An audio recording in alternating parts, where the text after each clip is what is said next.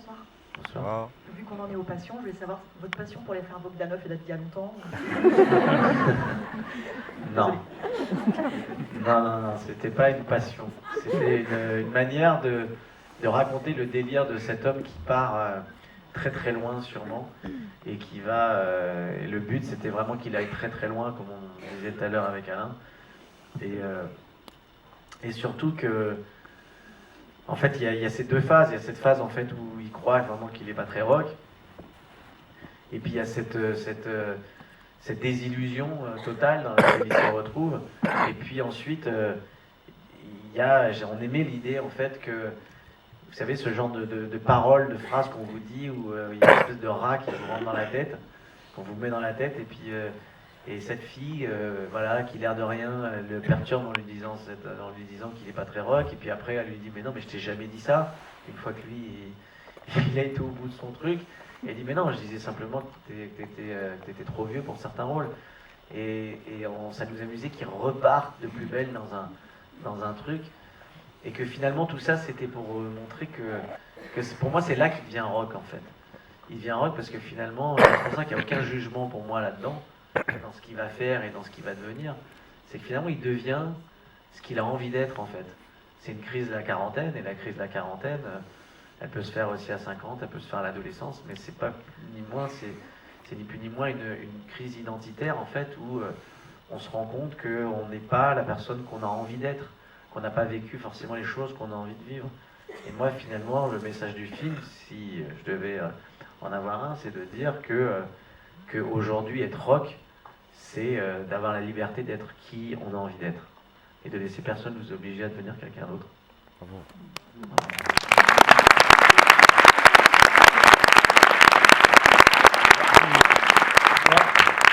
Bonsoir.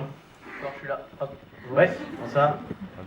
Bonsoir, j'avais une petite question. Alors même si tu as l'habitude de le faire, est-ce que c'est pas assez chaud d'être en même temps le personnage principal, l'acteur, et en même temps le réalisateur? Alors oui, c'est un petit peu compliqué, mais c'est une question qui va me permettre de présenter, parce que je ne l'ai pas fait depuis tout à l'heure, mon collègue Rodolphe. Rodolphe Gars. Et je m'en excuse. Au petit poutou. Rodolphe, en fait, il est co-scénariste du film avec Philippe Lefebvre. On était trois à écrire ce scénario. Et en fait, Rodolphe est aussi cadreur. Donc il cadre aussi tous mes films depuis Ne le dis à personne. Et en fait, quand je me suis retrouvé sur le plateau, moi j'avais tout préparé comme souvent à l'avance. Je prépare tout, chaque plan, chaque découpage est fait à l'avance. Et là, il fallait d'autant plus que ça soit bien préparé, parce qu'effectivement, j'avais toutes ces casquettes sur le film. Et c'est vrai qu'on est vite schizo, quoi, parce qu'on est en train de jouer avec la personne en face, on se regarde jouer en même temps, on essaie de regarder si la caméra est au bon endroit au bon moment. On pense un peu à tous ces trucs-là, et ça fait des bonnes journées, quoi. Et en fait, la chance que j'avais, c'est que Rodolphe qui cadrait, c'était un peu mon premier public. Et souvent, j'aimais essayer de le faire rire. Et si j'arrivais à le faire rire, déjà pour moi c'était une petite victoire. Parce que d'abord il a un rire très communicatif. Et d'ailleurs, il va vous montrer, rit. Et.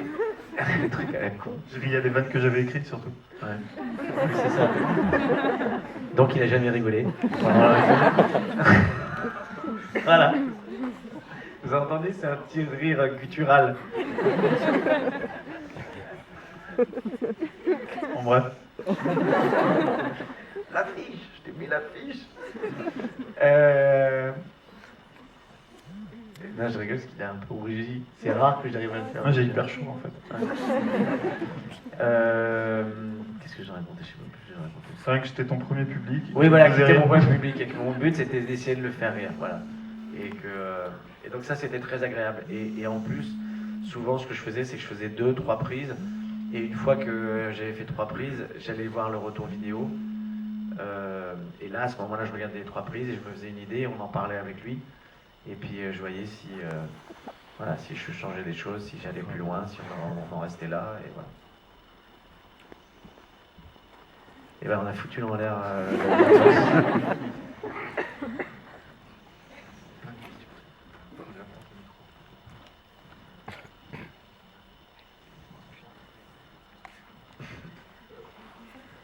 Oh, c'est un connard. Bonsoir. Bonsoir. Moi, le film était très très drôle, vraiment. Merci. Et je voulais savoir, la série à la fin a eu l'air top, donc savoir quand est-ce que ça sortait à peu près. Et surtout, la partie du film où vous avez eu le plus de mal à vous concentrer, parce que c'était quand même très très drôle. Et donc il y a des scènes où, bon, par exemple, Marion rit pas forcément à votre physique ou des choses comme ça. Donc quelle scène a été la plus drôle et la plus difficile pour vous? Alors, la série, c'est marrant parce qu'on me pose souvent la question. On me demande si on va enfin voir Crocodile Ranger. On n'y a pas encore songé, mais en tout cas, on s'est beaucoup marré à la faire. En tout cas, c'est par rapport à la deuxième question. Ça fait partie des moments du film où on a vraiment beaucoup rigolé. Parce que c'était totalement absurde. Parce que c'est vrai que quand vous écrivez dans un scénario que le crocodile, on va lui mettre un sac à dos, et que à la finale, vous tournez le moment où il faut trouver quelqu'un qui va foutre le sac à dos au crocodile, c'est surréaliste. Et qu'on est très content quand on a réussi déjà à le sortir de la caisse. Et enfin voilà, il y a eu des moments comme ça assez loufoques sur cette partie-là. Surtout que ce qui était le plus dingue, en fait, c'était que ce jour-là, en fait, on s'est retrouvé avec des gens qui n'avaient pas du tout travaillé sur le film avant. C'est-à-dire que tous les figurants, les braconniers, tout ça qui étaient là, et ils sont arrivés pour faire une journée de tournage avec moi et Marion. Et je pense qu'ils s'attendaient à faire un film génial. Et ils s'attendaient à être sur un plateau de fou, avec un truc, avec une belle histoire, avec un truc hyper construit, avec tout ça. Et en fait, le truc, c'est que c'est bon, hein, si vous voulez, hein, maintenant. Je ferai attention, hein, si vous avez besoin. Je vais faire attention à ce que je dis, allez-y. Et donc, ils étaient persuadés qu'ils allaient avoir affaire à un vrai film, quoi. Sauf que, quand j'ai commencé à leur expliquer qu'on allait faire l'hélicoptère avec Marion, et que les pieds passaient à 2 mètres et qu'il fallait qu'ils fassent comme s'ils étaient touchés et qu'ils tombaient, et que tout était pourri en fait. Tout ce qu'on faisait c'était pourri. J'arrivais avec le crocodile, c'est génial. je prenais le truc, je levais le truc, comme ça et tout. Et ils regardaient et on voyait bien dans leur regard qu'ils disaient mais qu'est-ce que c'est que ce truc? Mais qu'est-ce que c'est que ce truc? Donc voilà. Donc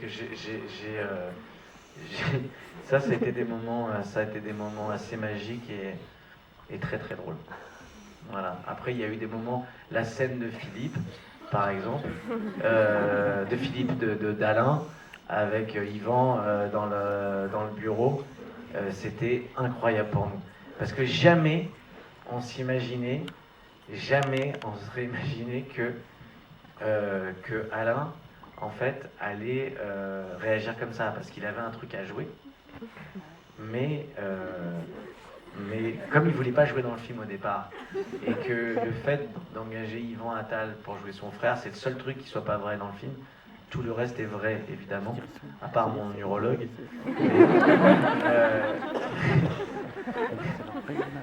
Mon cul est une forteresse.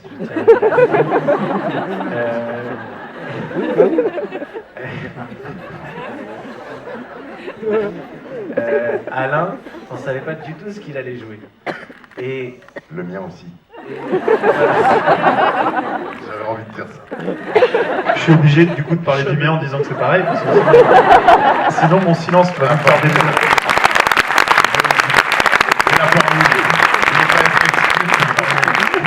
j'ai adoré moi tu l'as dit. Moi non plus. Et je lui ai dit mais t'inquiète pas, ça va bien se passer tout ça. Il me dit mais je dis quoi? Je dis mais tu dis ce que tu veux. T'as le truc, le rideau qui va se lever, puis tu vas avoir une réaction quand tu vas me voir et tu vas dire ce que tu veux. Mais jamais on aurait imaginé que la première prise, il allait partir en ah, mais t'es cinglé du cerveau, mais t'es complètement pété du cerveau. Je me regarde tout ce qu'il raconte et qu'il part en couille totale.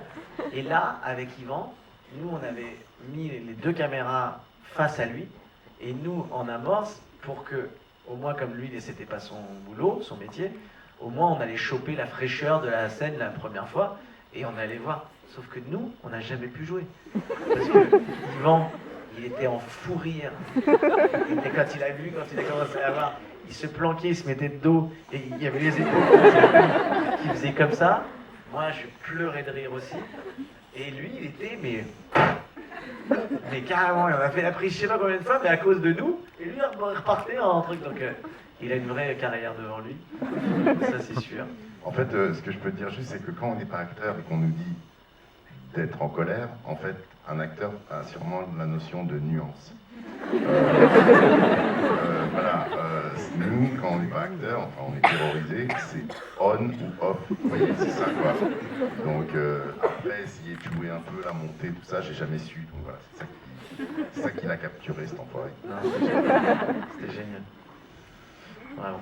Ben voilà, après il y a eu plein de moments comme ça où on s'est vraiment amusé, où ça a été... même si c'était un film qui était dans la difficulté, comme beaucoup de films, on a beaucoup de choses à faire, on a des grosses journées de travail, ça a été vraiment dans la bonne humeur et dans une légèreté, dans une insouciance, et c'était vraiment génial. Autant il y a des films qui sont compliqués, autant là c'était un bonheur sur toute la longueur, même toute la post-production et tout ça, quoi. Ah, mais carrément, il y a des gens qui viennent vraiment équipés, quoi. C'est-à-dire que là, il y a le trépied, le matos et tout, quoi. Ah ouais. Vous me rassurez, vous n'avez pas filmé le film, quand même. Ah voilà, c'est... Hein? Non, vous n'avez pas capté le film. Ah voilà, c'est bon. Je vous en supplie, dites-moi, vous n'avez pas capté le film. Non. Non. Ça peut mettre dans la merde. Hein. Ah, c'est gentil. Oui, ils ont fait la même chose avec Ah, on va quand même vérifier ça après le débat, on va se parler quand même un petit peu. Non mais c'est vrai, je suis parano, hein, excusez-moi, je suis très parano avec ça, mais... Je trouve pas, moi. Mais non, mais c'est vrai, c'est toujours flippant. C'est toujours flippant de se retrouver à une semaine avant la sortie, d'avoir son film sur Internet, c'est un truc horrible. Bonsoir. Bonsoir. Déjà, merci beaucoup parce que j'ai rarement autant rigolé pour un film. Merci. Donc, merci. Et ma question, c'était de savoir si c'est plus facile ou plus difficile finalement de tourner avec Marion. Alors, C'est pas ton premier film. en fait, non, pour moi c'est très facile. Sa femme aussi, peut pas dire. Pour moi c'est très facile parce que c'est une comédienne extraordinaire, qu'elle a beaucoup de talent et qu'elle a une énergie et une générosité sur le plateau qui fait que pour un metteur en scène c'est un cadeau, parce que elle va pouvoir faire plein de prises, essayer plein de choses, elle va avoir envie de faire plein de choses. Donc elle a énormément confiance quand elle s'engage sur un film, elle fait confiance, elle a un vrai lâcher-prise, et pour un metteur en scène c'est un vrai cadeau. Après, quand on travaille avec des gens qu'on connaît bien, c'est pas... Il y a des efforts qu'on fait moins avec les gens que l'on ferait plus avec d'autres comédiens. C'est-à-dire que moi, je pense que je fais moins d'efforts avec elle, et elle en fait moins avec moi. C'est-à-dire que ça lui est arrivé déjà de m'envoyer chier 2-3 fois sur le plateau devant tout le monde. Voilà, comme moi, j'ai peut-être été moins indulgent ou moins prévenant en fait avec elle par rapport aux autres comédiens. Et ça fait partie du truc, quoi. Maintenant, on se connaît tellement suffisamment depuis tellement longtemps qu'il y a une vraie confiance établie, une vraie complicité. Mais non, c'était un bonheur. En plus, elle a été quand même, pour le coup, très courageuse d'accepter de faire ça, parce que moi, je me moque de foutre en l'air ma carrière, c'est une chose. Mais qu'elle accepte d'aller comme ça là-dedans et puis de se moquer d'elle et de raconter des trucs pareils, c'était chaud, quoi, quand même, pour moi, quoi, parce que quand j'ai fait lire le scénario, je me suis demandé si on n'allait pas bosser pendant tous ces mois-là pour rien, quoi. Si elle n'allait pas me l'envoyer à la gueule. Donc voilà. Mais non, ça s'est très bien passé, et c'est toujours un bonheur pour moi de travailler avec elle. Voilà.